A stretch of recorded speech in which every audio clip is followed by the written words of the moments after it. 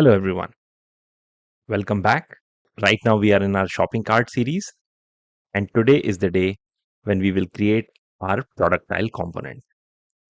So before we dive into creating the product tile component, let's understand how do we want our component to look like and what are the key details that we will show as a part of our component or product tile.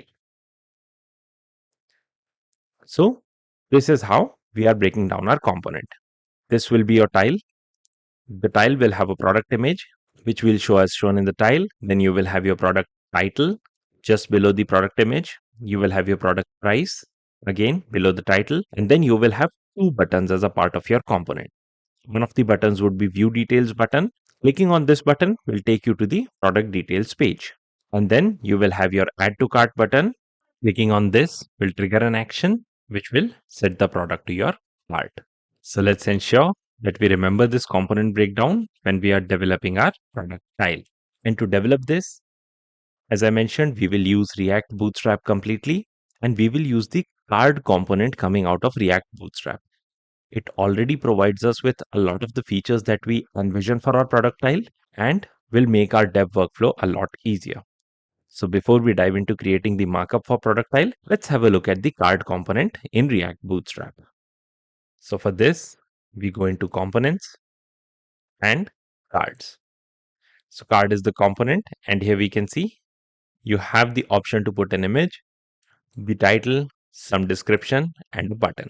And for reference, you can always come back to the documentation of the React Bootstrap in case you want to add certain more features which we are not adding as a part of our implementation, or in case you want to customize it even further. It's always good to refer to the documentation periodically. And I just wanted you to understand that it's available for your reference whenever you need it.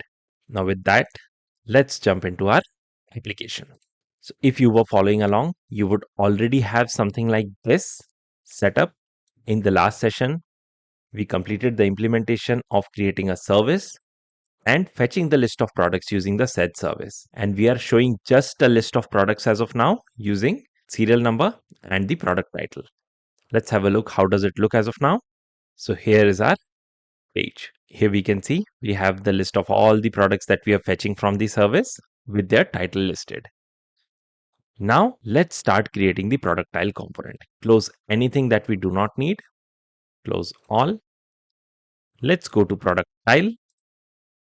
Right now it's a placeholder component and we need to consume the product details as a prop to this component. So let's create an interface. Interface product tile props. What do we need to consume? We will consume the product, which would be of type product.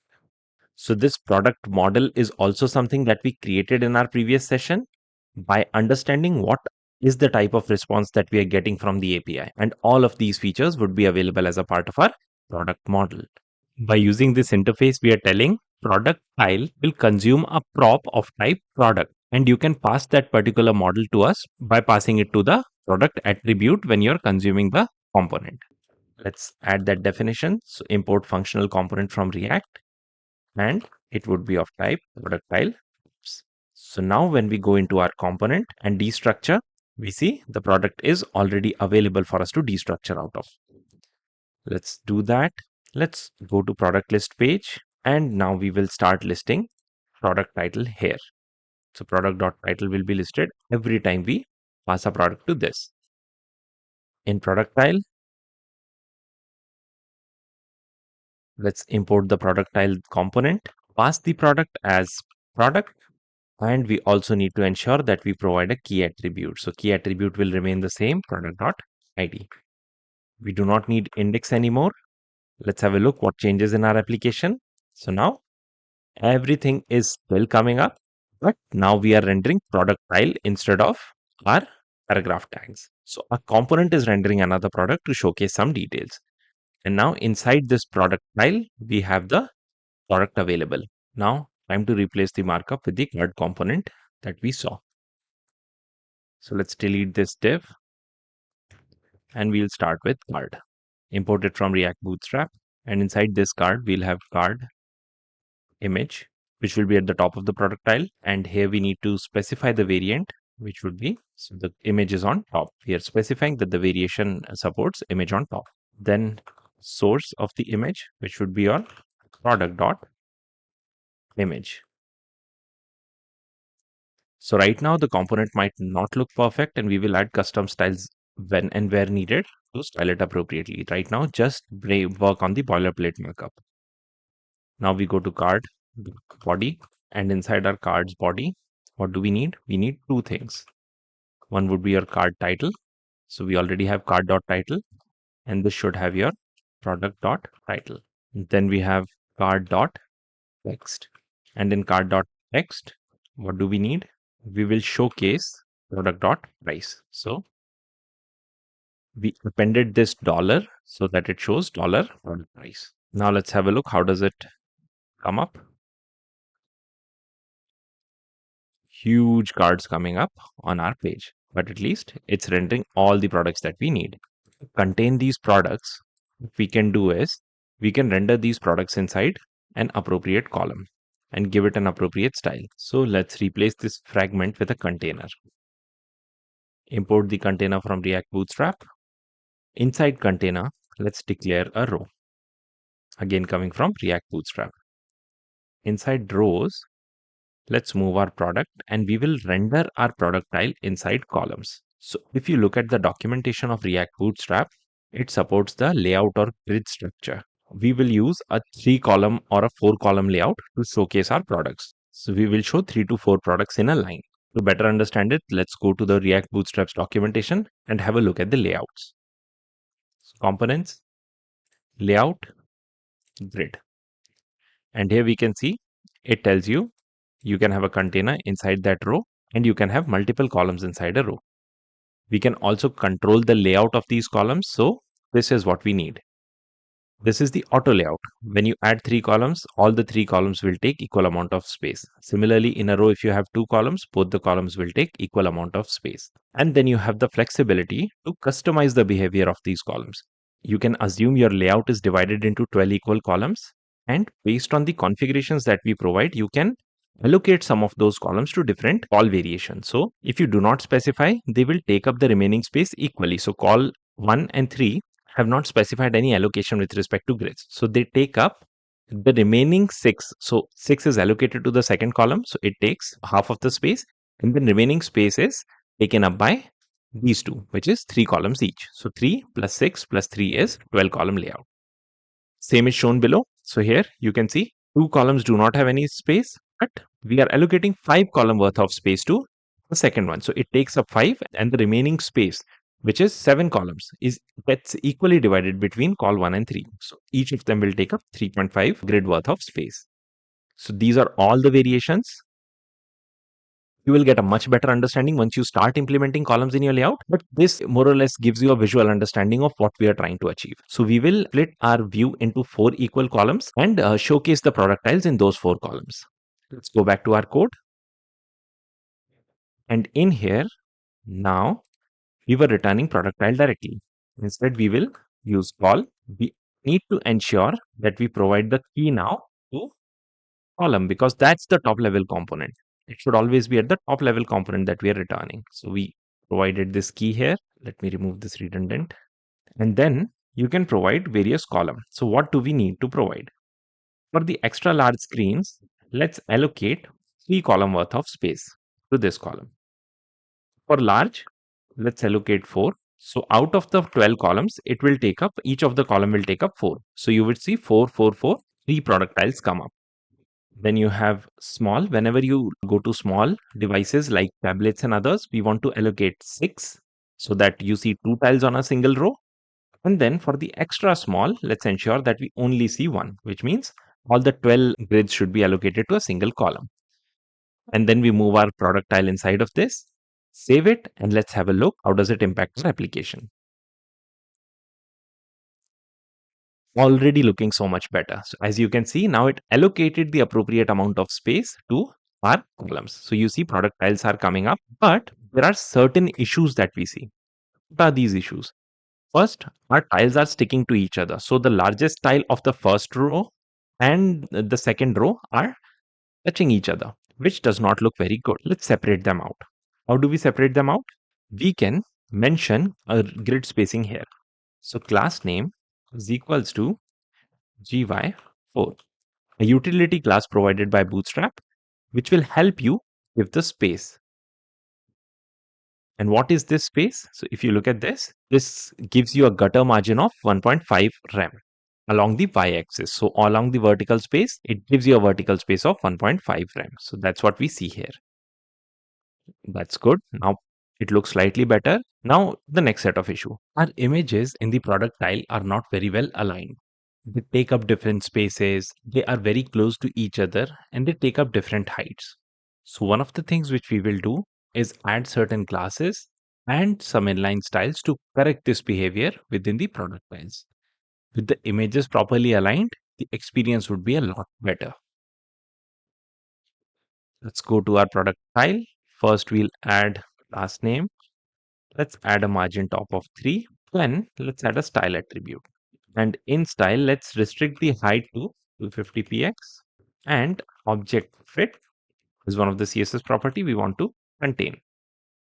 So this is our product image now. Let's have a look. Perfect. So your height is set for all the images. Now all the images are of equal size and cards are looking even better. Now what would make it close to perfect if all the cards were of same height? How can we do that? To do that, it's very easy. We will use Bootstrap class name of h100. So height would be 100% for all the cards. And we see all the cards are coming up of same height. Now let's go ahead and add the two buttons that we talked about. So inside the card body, we need to add the buttons. For this, let's add a wrapping div. This will contain both the buttons. So first button needs to take us to the product details page. So we'll add it as a link, and link should be imported from React Router DOM. So link to, where do we want to take our user to? We want to take the user to product and product.id. So whatever product user is clicking on, we'll take them to the respective details page. And inside this link, let's add a button. Variant should be primary. Import the button from React Bootstrap, and the text should be view details. Let's see if it comes up. And here we see it's coming up. It would look even better if we make the width to 100%, just like we saw in our initial product file. And to make the width 100%, right now this is a link. If you see, a button is coming inside an anchor tag. So to make that full width, we will have to add some classes to our div. So class name, let's make it display flex column, because we want to show two buttons, one below the other, and then margin top of 2. Now with this, you will have a wrapping div available. This is the wrapping div, and now div is of full width. And now we can add the class name of width 100 to both link and buttons. This will ensure both of them span to entire screen. So same for button, class name width 100. Let's have a look. Here we see now the button spans to the entire width of product tile. And let's click on any of them. Where does it take us? It takes us to product details page. Right now there is no logic written here. That's why you see this. But once we write the logic, you will fetch the details of these products and showcase those. Let's go back and add another button to our product tile. Button variant, let's make it success, and again class name width 100% so that both the buttons look very similar, and add to cart. Now both the buttons are sticking to each other. To fix that issue, what we can do, we can go to our button, and along with this we'll also add a margin top 3. So now your buttons have appropriate spacing between them. Great. Now this already looks very good, but there's a small alignment issue. So now all the buttons are not aligning to the bottom of the card. How can we fix that? So for that, we will fix it very similar to how we worked on our footer. So in a display flex container, if we set margin top to auto for one of the components, it automatically takes up the remaining space which is available and pushes the remaining content down. That's how we are aligning our footer to the bottom as well. And let's implement that in our card body as well. So for card body, let's add a class name of dflex, which means we want to have display flex, and we still want to maintain the layout from top to bottom. So that means column based layout. So dflex flex column. That's one. And second thing, now what would look best? So the best look and feel would be achieved when our price and both the buttons are aligned. So even if you have 3 lines worth of space for one of the products, the title is very long. The remaining title should also take up the appropriate amount of space. And that's what we will do. We will add a class name of empty auto to our price. And as we can see, now these two have 2 lines worth of space. That's fine. But for the third one, automatically the vertical space, since height is set to 100 and margin top is set to auto, it automatically pushes down everything beneath it and ensures that all our buttons and tiles are aligned properly. So alignment looks very good and user can click all of them in a single go. So they don't have to jump between the buttons going from product to product. And let's add icons to the buttons. How can we add icons? You just need to add the appropriate icon from React Bootstrap icons. So we need the cart icon for add to cart, save it. And we can see the cart icon comes up on our screen. So it looks much better. So here we have completed our product tile. We are able to see all the details of the product in a very appealing way.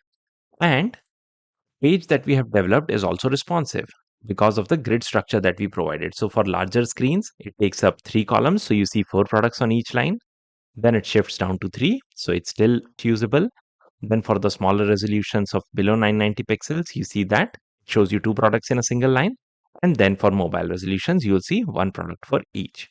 So the application became responsive effortlessly. You still have access to your links and everything. And our product listing page is looking really good. In the next section, let's populate the product details page. So when we click on these individual buttons, we will be taken to the product details page and see the details of the appropriate product in place. Hopefully you were able to follow along.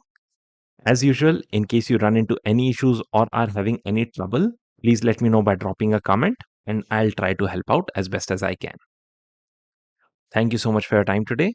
See you in the next one.